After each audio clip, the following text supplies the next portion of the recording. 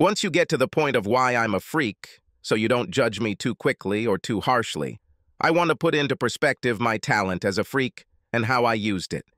If a basketball player is unusually tall and coordinated, or exceptionally coordinated and can jump out of his shoes, society does not condemn him for using his natural talent to make money and entertain the population. Likewise, if someone has the spatial awareness, ability to remain calm, and the self-confidence to become a commercial pilot, we do not judge him or her for using his or her natural abilities to make money and provide safe travel for the public. Against this background, I will tell my story and hope that you will treat me as mercifully as you would a basketball player or an airline pilot. I wasn't a star at anything, although most women would rate my looks as an 8 on a scale of 1 to 10. I have the average IQ for a college graduate, and I was never rude to anyone, so I rarely pushed or annoyed people. Otherwise, I considered myself boring and unremarkable, until I found out that I was a freak. From 18 to 22, I had normal social interactions with women and a normal sex life. I almost always brought my sexual partner to climax, and I, myself, could usually get it twice in a session. I rarely picked up women in bars or similar establishments, preferring to meet them through other means and at least try to start a relationship. However, about 6 months after my 22nd birthday, I had just returned from a 2-week wilderness trek with a very hot guide named Cheryl, who was sexually aloof and unapproachable, but had a near-perfect female body, and I was more than a little turned on. Given my state of horniness, and since I had just gotten out of a 4-month relationship and had no other good prospects, I went to the local meat market, a place to pick up someone, with one of my buddies. There was a bachelorette party taking place there, and the women present were in an exceptionally good and drunken mood. It's like fishing in a barrel, finding a potential bridesmaid named Susan, who has a 7 face and an 8 body, and who could pass for hot tour guide Cheryl from behind. When I brought Susan to my apartment, I was a little worried that she was so drunk that she could no longer consent, but she assured me, rather vaguely, that this was not the case. To be on the safe side, I even recorded her pleas on my iPhone that she was okay and wanted sex. She looked hornier than the nun on Magic Mike. I ended up fucking her twice in the rear position, because from behind I could fantasize that she was Cheryl, and both times I arrived to grandiose détente. Susan also experienced a violent climax every time, so strong that she could not fake it. I noticed that she was not as flexible and energetic as most of my previous sexual partners, but my fantasies about sex with Cheryl's guide more than made up for it. When Susan practically passed out shortly after the second round, I was a little worried about how drunk she was in terms of consent, but I quickly fell asleep myself. I shouldn't have worried. The next morning, Susan woke up as cheerful as any woman I had ever slept with. The main topic of her conversation was what I had done to her that made her feel better than she had in months. I admit that her comments were a real ego springboard because I never considered myself super stud, but, according to her, he was. Susan lived close enough to me, and I was so deprived of any other great opportunities that I was happy that we became sex buddies. Although not as perky as other women I've had relationships with, she was a more than decent sex partner. She also had one advantage over most women. Every time we have sex, she says that she feels better and therefore is ready to do almost anything to please me. Over the next few months, I had a pleasant, no-strings-attached sexual relationship. I made that clear, and she didn't mind. Susan seemed increasingly energetic, and although her personality wasn't compatible enough with mine for a real romantic relationship, I actually liked her have. Then the moment came when she asked me, "Brian, I know this is a strange question, completely unexpected, but I was wondering if you could come with me to my doctor." "You're not pregnant, are you?" I asked, more irritated than I intended. Before the second session of sex, I asked about birth control, and Susan assured me that there was no problem. "No, not even close. My neurologist would like to talk to you," she answered, stuttering. "Do you go to a neurologist?" I asked in shock. From what little I knew about neuroscientists, they worked on people's brains. "Yes, I have MS," she replied. "What is RS?" I asked. As if quoting Wikipedia, she rattled off something like, "Multiple sclerosis, commonly called MS, is a disabling disease of the brain and spinal cord.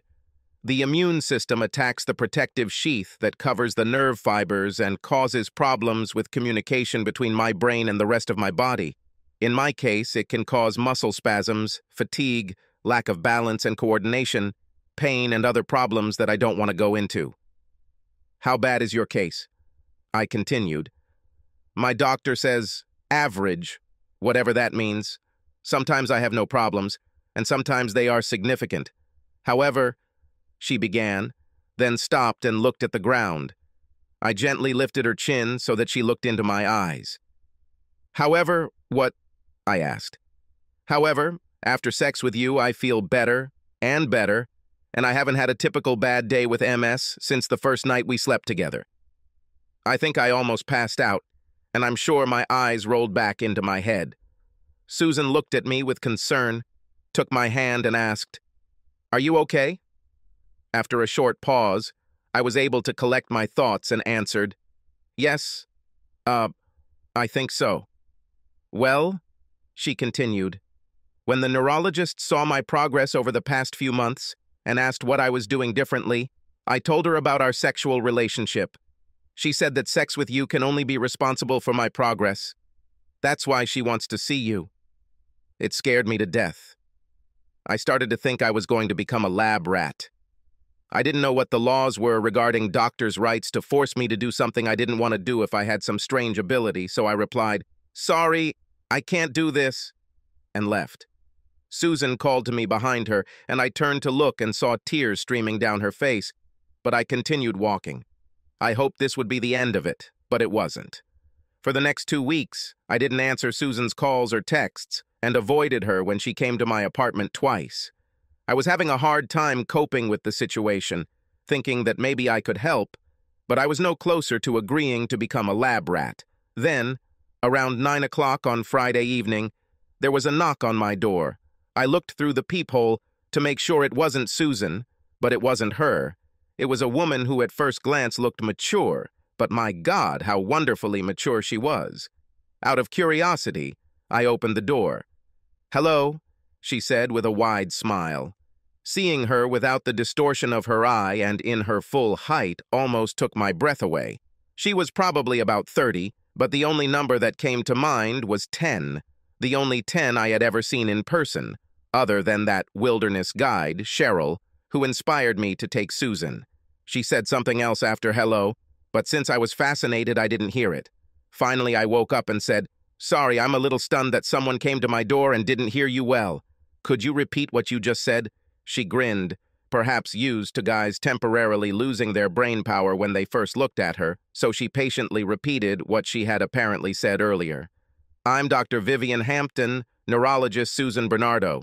Mr. Stevens, I know you had a negative reaction to Susan's request to come see me, but the reason I want to see you is important enough for me to seek you out. Can I come in? Vivian Hampton is not a woman who is easy to say no to, or at least it was impossible for me to say no to her, so I stepped aside and invited her in." "Please call me Vivian, and can I call you Brian?" she asked. Of course." "Vivian," I muttered, still slurring my tongue. It didn't help that she sat down across from me and crossed her long, toned, tan legs, causing her knee-length skirt to rise slightly, revealing her more defined hips. "There are 2 things that I would like to discuss with you. I hope you'll agree to at least one, Brian." Okay. What are these things, Vivian?" I was able to squeeze out, but only by turning my gaze from her graceful legs to her equally graceful face. "I would like to get a real sense of whether what Susan says is true about the progress she has made with MS. This will require actual experimentation, both objective and subjective, but I hope the experiments I have in mind will be enjoyable for you," she stated with a smile that I would describe as devilish. "And what is the second question?" "I would like to conduct intensive chemical tests on your body secretions and fluids, which would require the services of a pharmaceutical company." she continued with an even larger smile. Well, I don't know about the second one, I answered, starting to sweat. Are you interested in at least hearing about the first one, which will not require any injections or discomfort? She asked, crossing her legs in the opposite direction with a sufficient pause between each crossing. Well, of course, I muttered. First, I'm afraid I'll have to ask you to sign a confidentiality agreement. This is to protect me and you, so that none of us divulge information that we should not divulge, she smiled, taking out a couple of copies of a 2-page document from a suitcase that I didn't even notice. I was so engrossed in her beauty. She handed me one copy of the confidentiality agreement and then went through it point by point. It was written in simple language, not legal, so it was quite understandable. It basically said that none of us would reveal to other parties the objective and subjective experiments she was planning. I am not obligated to carry out experiments if I decide not to do so after learning about them, but I could not reveal these details to anyone at any time. There was a penalty clause that provided for a significant monetary penalty if either party violated the agreement, which had to be proven only by a preponderance of the evidence, which she explained to me was a 50.1% chance. I asked if I could call my mother, she's a lawyer, and ask her about it. Of course, Vivian replied. You can do it right now, or I can come back. She's 2 time zones ahead, so it's only 7:20 p.m., so let me try, I replied, pulling out my iPhone. Mom was happy about my call, even when I told her what its main purpose was. I read the agreement to my mom, answered a few questions, and even got Vivian involved to answer the other 2. At the end of the conversation, my mother said that there was nothing wrong with at least finding out the details, if only I could keep the secret. I was assured that I could. After finishing the call, I asked Vivian for a pen, signed and dated both copies, and she did the same. She gave me one copy and put the second in her bag. Then she asked, "Can I reveal the details tonight?" "There's no time like the present," I replied, because it was Friday evening and I had no plans, just like Saturday morning. So even if it took a while, it didn't really matter. Vivian began to outline her plan. Before I begin, I want to confirm that you are not married or have any current romantic interests, and that there is nothing that prevents you from having sexual relations with others, including the absence of sexually transmitted diseases. I can confirm that, I answered hesitantly. Do you mind if I test you for sexually transmitted diseases tomorrow, just for the record, at my expense, she noted. No problem, I replied. Fine. I have quite a few MS patients, more than any other doctor I know, and most of my patients are women. I would like you to conduct a full examination of each patient that we agree on, then have intercourse with him on several occasions in between, and re-examine him after each time. This is the objective part of the test, which I will carefully record. What? I exclaimed. How can they agree to this? Any person with MS is looking for a solution, and I can easily convince half of my eligible patients to agree. She grinned. What if they are married? I asked. Sweat was actually rolling down my forehead and pooling under my arms. We will get permission from our husband, otherwise we won't do this. What if the patient is not physically attractive to me? You will not be required to experiment with someone you do not want to. However, I think you will find that most of the women I recommend are desirable in some way. Well, maybe... I hesitated. That brings me to the subjective part of the experiment, she chuckled, although what she said next was far from humorous. Ironically, just 2 months ago, I self-diagnosed myself with early-stage multiple sclerosis, which was confirmed by a colleague just a month ago. I would like to subjectively evaluate myself over several months of sexual relations with you. Of course, I will test myself objectively in addition to the subjective assessment. I think the British have a word for my reaction to this. Dumbfounded. Or perhaps even that word isn't strong enough. My sweat glands immediately began to flow. Like a river, my breathing became labored and my legs became weak. Thank God I was sitting. A tent formed in my pants. Vivian laughed at my reaction. I guess you need time to digest everything, she chuckled. Let me give you some more information that you can use in your assessment. With these words, she pulled off her blouse, without a bra, came up to me, and began to caress my manhood. After I climaxed, she pulled her top back into place. A sinister smile appeared on her face, and she said, I'll pick you up tomorrow at 9:30 a.m. to get tested for sexually transmitted diseases so that we can start real experiments before the end of next week. All I could do was nod like an automaton.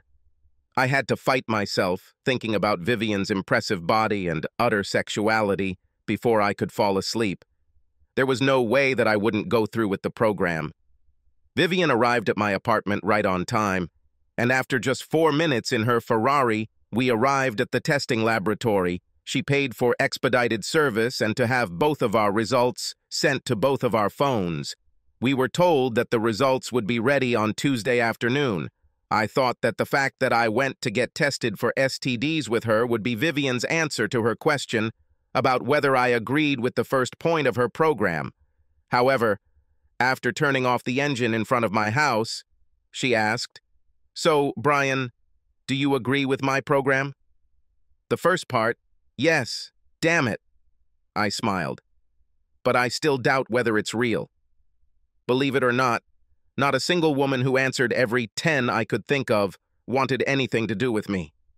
Thanks for the implied comment, she chuckled. You're belittling yourself, but that's only for science, isn't it? She asked rhetorically before laughing. Then she kissed me on the lips, not a peck, but as hot as any short kiss in my life. If all goes well, could I bring my toothbrush to your apartment on Tuesday evening, say around 9 o'clock? Damn, this woman doesn't waste any time, I said to myself. He said out loud, Of course on Tuesday at 9 in the evening. That earned me another hot kiss, and then she took off, burning rubber, as I waved goodbye to her. That weekend and Monday I had a hard time concentrating on anything. However, I had an important project at work, so I had to pull my head out of my ass and focus. Everything was going well until around 4 p.m. on Tuesday, when I received an email with the test results. All clear, for both of us. I treated myself to a great dinner, although I ate about half as much as I usually eat to ensure that the food was digested by 9 p.m. Vivian arrived at 9 as promised with a toothbrush and a suitcase for the night.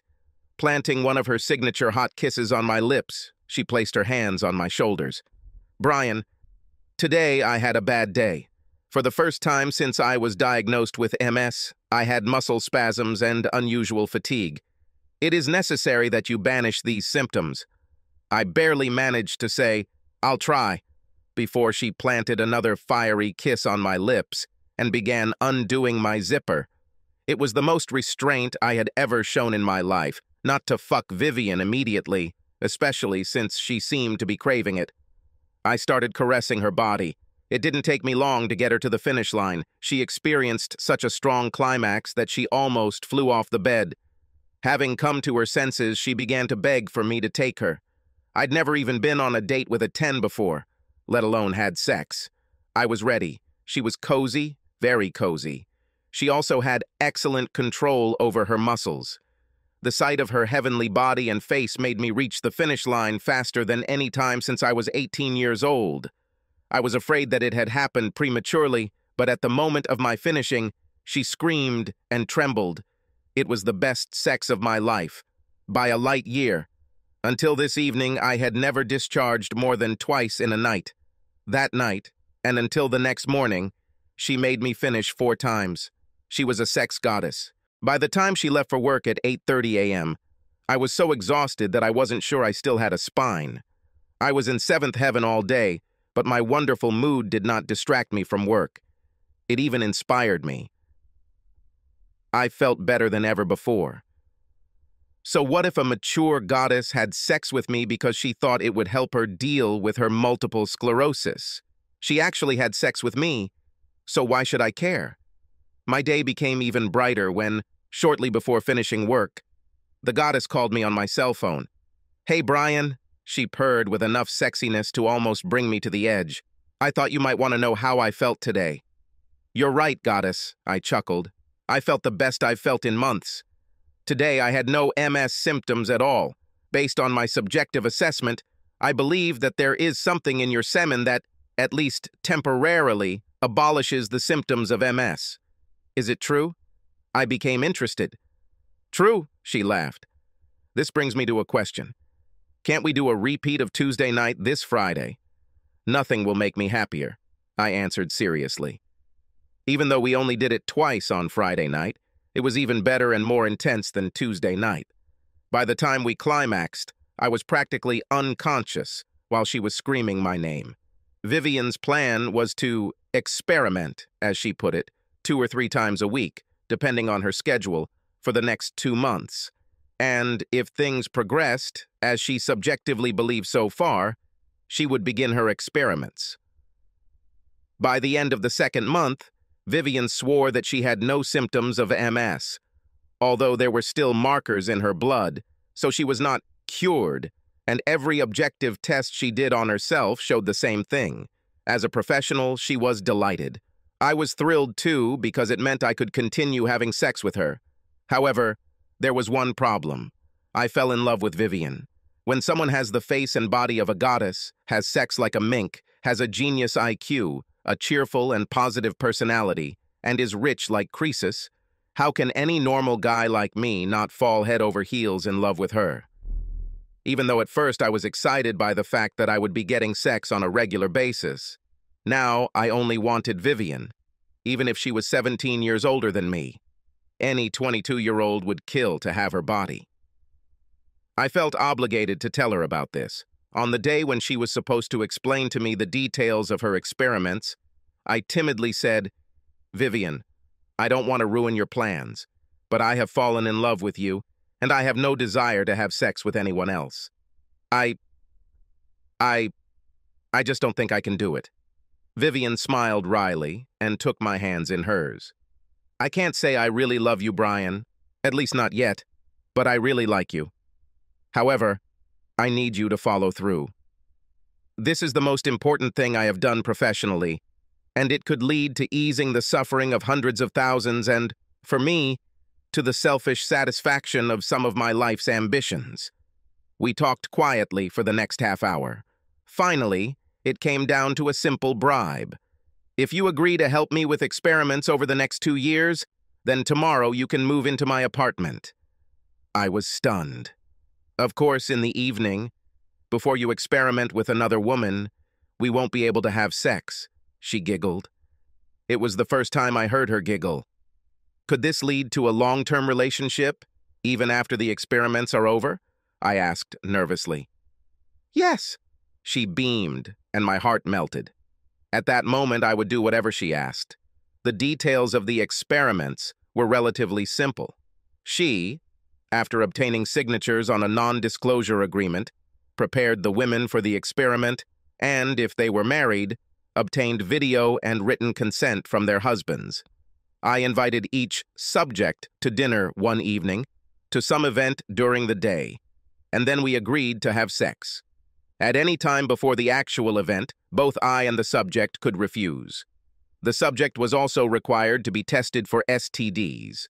During the experiment, I bring the subject to climax and then inject her twice. Before and after the experiment, all her vital signs are checked, MRI, blood tests, etc.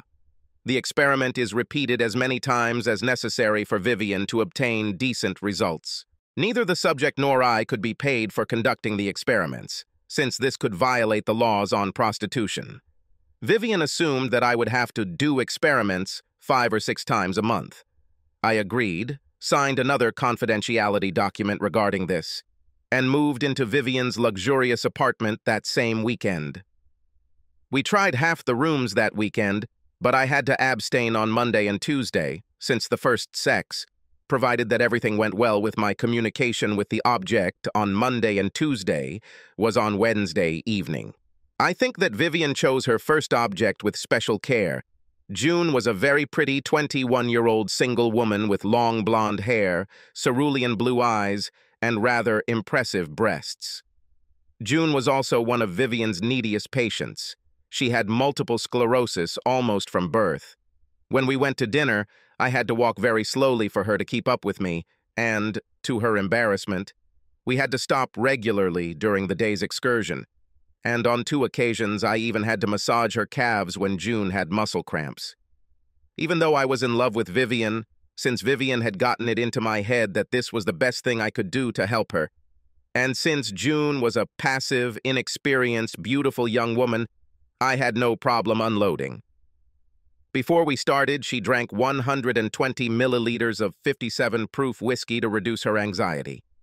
June enjoyed my stimulating caresses so much that before I fucked her for the first time, I pleasured her by taking her to the finish line twice. Although, as I said, she was passive, it was such a significant change from the now wild Vivian that it was a nice change of pace. After the first injection, she was tired and fell asleep, but about an hour later I woke her up and gave her another injection, which seemed to make her very happy. When I experimented with June again 2 weeks later, and then 2 more times 2 weeks apart, she became more and more active and said many times how glad she was that her symptoms had decreased by at least 90%. I know she was disappointed when we had to pause for a year so Vivian could evaluate the long-term effects of my treatment. And I admit that I was a little disappointed too, since all the subjects were not as good-looking and were not as enthusiastically grateful like June. During the first year, I had a few less-than-stellar experiences and 1 bad one. But overall, I have to say I enjoyed it as most of the subjects were very receptive and appreciative, but I would never have done it if I hadn't had the opportunity to communicate with Vivian at least 3 times a week. My feelings for Vivian deepened, but another problem arose. I suspected that one of the other neurologists in her 5-person practice knew about the experiments and was also partial to Vivian. His name is Ashton Quincy. He's 41 years old and he's arrogant. Vivian assured me that he knew nothing about the experiments, neither did the 3 other neurologists in her practice, all of whom I liked, and that he had no romantic interest in her, and she had no romantic interest in him. However, I used the situation with Ashton to my advantage. After complaining about things for a month, one night after exceptionally vigorous sex, as I lay next to her with a blank stare, Vivian asked, "What happened, Brian?" "Vivian, I want a little security. You know how much I love you. I want to get married." "But honey, I'm 17 years older than you," she said, stroking my face soothingly. "Age is just a number. You look better and act younger, except for your doctor face," I chuckled, "than 99% of 25-year-olds. You know that I'm also a 3-time loser. I've been divorced 3 times, she continued, stroking my face again. I knew about 2 cases. The 3rd time surprised me, but did not frighten me. "It doesn't matter to me," I replied, kissing her on the lips. Shocked, she agreed to marry me. Perhaps this was done so that I could continue experimenting, but I didn't care. We had a small ceremony in front of the Justice of the Peace with only my parents and brother and her sister and brother-in-law in attendance. We postponed our honeymoon until after the experiments, although we paused them for a week and had sex twice every night. The prenuptial agreement we signed, reviewed by my mother, was standard, given that Vivian was rich and I was not. Both my mother and I thought it was fair. I agreed that the experiments would continue for at least another year, and we had a mutual adultery clause with a significant penalty. By the time Vivian and I had been married for about 10 months, and the experiments had been going on for about 22 months, she came to a decision, and strange things began to happen. Because she had received so much promising data, her decision was to stop the experiments after another 8 months, and my participation in them after another 6. I verbally agreed to this on the condition that she would give me a look at what she had discovered so far. Although she did not show all the data, she did learn that, in addition to the poor, progressing subject I alluded to earlier, who did not produce with any worthwhile data, of the 21 subjects for whom she had good data, 100% had a clear improvement in their symptoms. Relief ranged from a 15% reduction in symptoms after 1 experiment to more than 90% relief after at least 3 experiments conducted at intervals ranging from 2 weeks to 2 months. In only 1 subject, whom we called Subject K, the relief of symptoms did not exceed 15%. Not surprisingly, one of the subjects was Susan. She did not feel any resentment, and she had one of the best rates of symptom mitigation.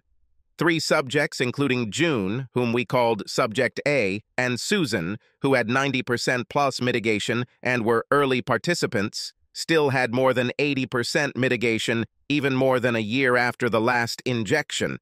In Vivian's case, because we had sex at least twice a week, and usually 4 times, her symptoms completely disappeared, although there were still markers in her blood that indicated she wasn't quite cured. Vivian even showed me the first draft of a paper she was going to eventually submit to a medical journal, where I was originally listed as injector, and much of her data was summarized. She found one strange thing. If the subject drank about 60 milliliters of ethanol, not 2 ounces of wine, liquor, or beer, but 2 ounces of the ethanol contained in wine, beer, or liquor, the mitigation effect increased by about 20%. Vivian was very pleased with the results. I was proud of myself because I had actually helped 21 women and had fun doing it. And there was only one complication. One married subject became emotionally attached to me, which led to a breakup with her husband, and they divorced, which is not bad at all for an experiment that lasted more than 2 years. Even though the sex was fun, I honestly only looked forward to, and most of all, sex with Vivian, since she was my best sex partner by far. This is where things started to get weird. First, the asshole Dr. Quincy became an even bigger asshole around me and made suggestive comments to Vivian in my presence, which she seemed to laugh at and beg me not to confront Quincy. Second, 3 times in 6 weeks, when Vivian and I had a bottle of wine on a Friday or Saturday night, I began to doze off while we were watching a movie.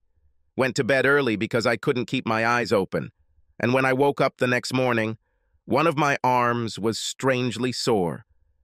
Vivian and I had sex all 3 mornings, and soon I forgot about the discomfort in my hand.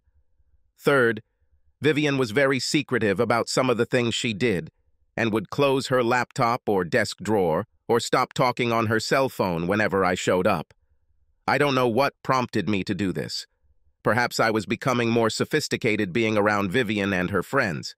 But I decided to investigate. I installed 2 voice and motion-activated video cameras in our bedroom, searched the apartment for unusual medications, and installed a locator app on Vivian's phone and Dr. Asshole's phone, which they casually left on their desks while seeing patients in exam rooms or performing surgeries. After completing the preparations, I really hoped I was wrong. The following Friday evening, I pretended to drink the wine Vivian had given me, but deftly threw it away and replaced it with grape juice of the same color. I complained of being tired and dizzy and went to bed early. About 90 minutes later, Vivian and Dr. Kozel entered the room. I pretended to fall into a deep sleep. While Dr. Kozel held my hand, Vivian removed a large tube of blood from it. They chatted about how they would probably now be able to reproduce in my seed the materials that would cause the desired relief of MS symptoms, and that after the experiments were completed, Vivian would abandon me so that I would never learn about the chemical treatment they hoped to develop. After they removed the test tube, Goat began kissing Vivian. "Let's have sex in your bed again, and the comatose freak will be next to us," cackled the asshole. "Why does this excite you so much?" Vivian giggled. "Because it shows how superior I am to freak. That's why," he chuckled. Then I heard giggling and moaning, and the mattress began to bounce. I knew the best course of action was to continue pretending I was in a coma, but I just couldn't bear it. I was thinking about what I could do that wouldn't land me in jail, but would be very unpleasant for my bedmates, when it dawned on me. Those bastards were too busy to notice that I quietly got out of bed, went to the bathroom, and grabbed the carbon dioxide fire extinguisher that was there. Anyone familiar with these fire extinguishers knows that they don't just put out fires, they also cool them down. If you get sprayed by a fire extinguisher like this, it's almost like putting dry ice on your skin. Just when assholes seemed ready to explode, I hit them with the first, then the second, then the third blast from the fire extinguisher. I was careful not to hit them with enough CO2 to permanently damage their skin, but judging by how loud they screamed and how quickly the asshole rolled off my wife, he was hurting like a son of a bitch. While they were running around, still screaming and moaning, I took out a vial of my blood without leaving my fingerprints on it. There was no need to worry about cameras, since they were recorded onto a computer DVD in my office. "We'll talk about the terms of the divorce tomorrow, you cheating bitch," I growled, leaving the room. "You've had sex with over a dozen women since we got married, you idiot. How dare you call me a cheater?" Vivian screamed, finally recovering from the effects of carbon dioxide. "There's a big difference, dear wife," I chuckled. "You asked me to have sex with them, and the last thing I'm willing to put up with is you having that pompous ass." With that, I charged at Dr. Asshole with my fist raised, and he cowered in the corner like the coward that he was. I just laughed at him and left. The next day, Vivian and I had an unproductive conversation. There were no apologies on her part, only a sense of superiority. She still didn't know about the DVD from the previous night. My mom connected me with the hottest lawyer in our city, and I hired him and his partner after talking with them for 15 minutes. They look like predatory sharks. Apparently, she told Dr. Asshole about the experiment, so I sued Vivian for violating our confidentiality agreement, assault for taking my blood without my permission, fraud for attempting to develop a treatment using my blood and my semen without my input, and divorce for adultery using the cheating in our marriage contract. The papers handed to her just 2 days after my meeting with the lawyers included draft complaints to the Council of Medical Ethics. That is, petitions in which she and Dr. Asshole were named as respondents. We had not filed complaints yet. They were just to let them know what will happen if they do not cooperate. To speed up the process, we've even included a copy of the DVD. 2 days after filing the complaint, Vivian came to my condominium guest room. We were still living in the same condominium, but we were not sleeping together or communicating. She wasn't like her usual confident, brash self. "Brian, can I talk to you about lawsuits? Just between us, without lawyers?" she asked politely. "Of course," I answered. "If you answer one question." "Okay," she answered hesitantly. "Have you ever loved me?" She paused. She didn't know what I knew. If she's lying or nervous, she'll have a rapid left eye flutter of which she's unaware. When answering me, she did not show this sign. "No, I never loved you, but then again, I didn't love 2 of my 3 husbands. However, I like you more than my other 3 husbands, even the one I loved.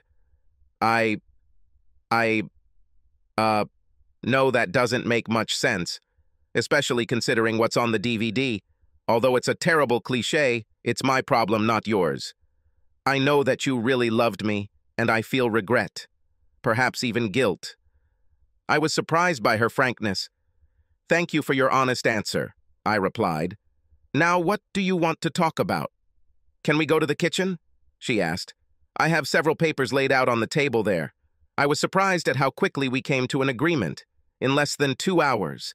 She paid me the fine required by the confidentiality agreement, paid the adultery fine required by the prenuptial agreement, paid me $100,000 for the assault, agreed that if she developed an effective treatment, she would give me 20% of the profits, and split everything by how much the total increased fortune after our marriage, which had more to do with her income than mine, was 50-50. She also agreed in writing that I would not violate the confidentiality agreement if I told anyone about this with whom I would be romantically involved. Relationship. Finally, she agreed to convince Dr. Goat to pay me $100,000 for the assault claim against him. Neither of us will contest the divorce, and she will pay my attorney fees. I have agreed to never report any of her or Asshole's activities to anyone else, including medical ethics boards and law enforcement, and to assign to her all rights I have, other than compensation, to any treatment for MS if one is ever developed. When we finished, even after writing and signing everything we agreed to, she demonically said, "I would like to receive the last injection from you." "With pleasure," I grinned, "but not before the divorce becomes final. Even though I kind of trust you, my lawyer says sex could be construed as reconciliation, and I don't know how that will affect our agreement." "I understand," she smiled. "However, That doesn't stop you from kissing or groping me, does it? I actually kissed her passionately, but didn't touch her with my hands because that would have taken me over the edge. By the time the divorce was final, Vivian and I had our last night together. It was emotionally bittersweet, but, as always, extremely physically pleasurable. I had more money than I ever expected to have in my life. I left my job with the intention of starting my own business after a 6-month or so holiday. The one thing I knew would get me moving again was another hike in the wild. I even dreamed that Cheryl would still work as a guide and change her attitude towards me. Cheryl was still working for the same company, and, as luck would have it, she and the male guide were putting together another group, the last one, before she left the company. I signed up as soon as I heard about it, and within a week, I was at the company headquarters with all my equipment. My pride rose greatly when I was introduced, and she, looking into my eyes, said, "You're Brian, aren't you? Didn't I take you on an adventure about 3 years ago?" "Actually, yes, Cheryl," I chuckled. "Was I really so clumsy that you remembered me?" "Perhaps," she laughed. Cheryl was so much friendlier and more approachable than the first time that I had to ask the male guide about it. 2 or 3 years ago, she was in a relationship and couldn't stand guys who hit on her. Now she's no longer in a relationship and doesn't mind polite advances. He chuckled. With Cheryl's new attitude and my increased self-confidence, given everything that had happened to me over the past 3 years, we seemed to hit it off. However, a problem arose. After 3 days of our journey, Cheryl stumbled several times. Fortunately, either myself or the male guide managed to catch her before she fell to the ground. In addition, at night, she complained of fatigue. This was not like Cheryl, who led my first wildlife tour. On the 3rd night, when she complained of being tired, I asked to talk to her one-on-one. "Cheryl, your fatigue and stumbling really bother me," I began. "I'm sure it's just a virus or something like that." She waved off my comment. "Since I last saw you, I have been working with neurologists most of the time and have learned a lot about diseases whose symptoms include fatigue and stumbling. In fact, I think we should call a helicopter and I'll go with you to the neurologist," I said seriously. She again tried to laugh it off, but after another 15 minutes of conversation, she agreed that if she didn't feel better by noon the next day, she would do what I advised her. When Cheryl almost fell off a cliff at 10 o'clock the next morning if I hadn't caught her, my male guide and I insisted that she be evacuated.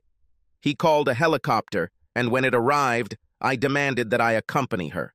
Back at headquarters, I asked Cheryl to grab a few changes of clothes and then drove her to the nearest big city. Working with and around Vivian, I learned who the top neurologists were on the East Coast, and by calling names and pleading, I was able to get an appointment with one of the best within 2 days.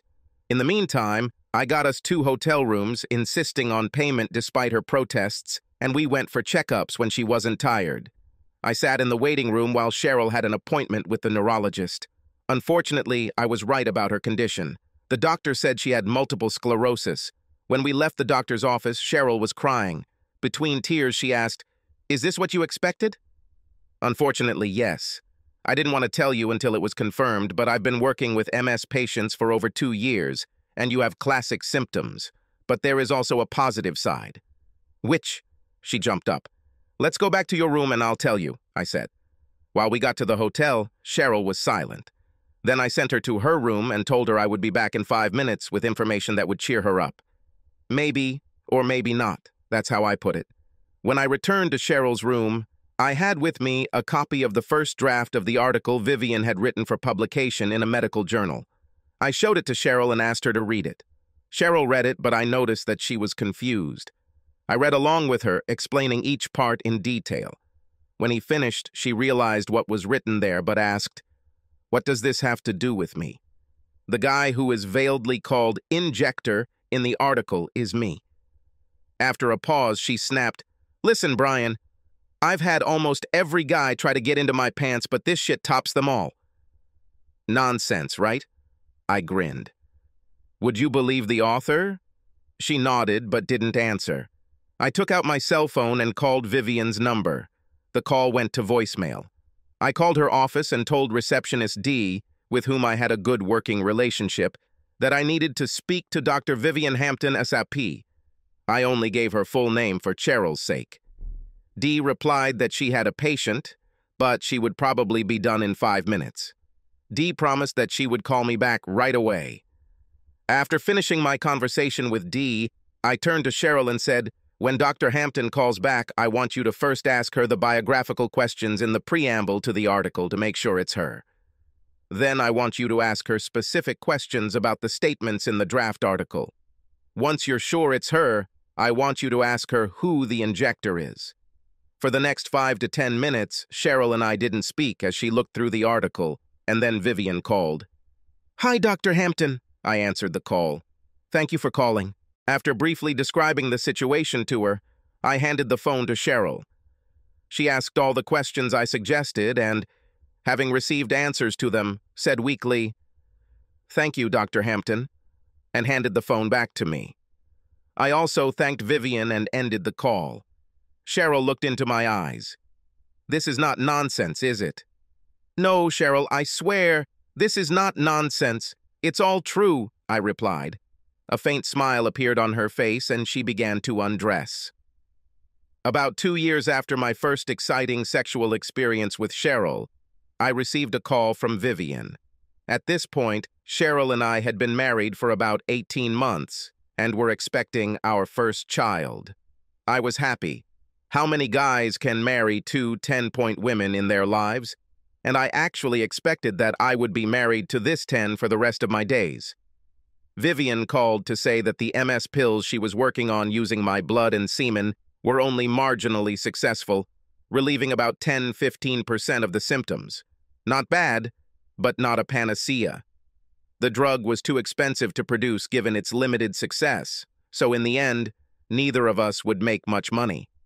To my surprise, although perhaps wrongly so, Vivian asked if we could meet up and do a couple of sessions for old time's sake, since her MS symptoms were only 25% reduced.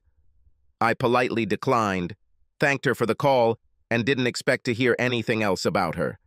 I was not at all surprised that Vivian's treatment failed. You see, I knew something that I never told Vivian. The reason Subject K performed so poorly in our experiments was because when we had sex, she did not climax.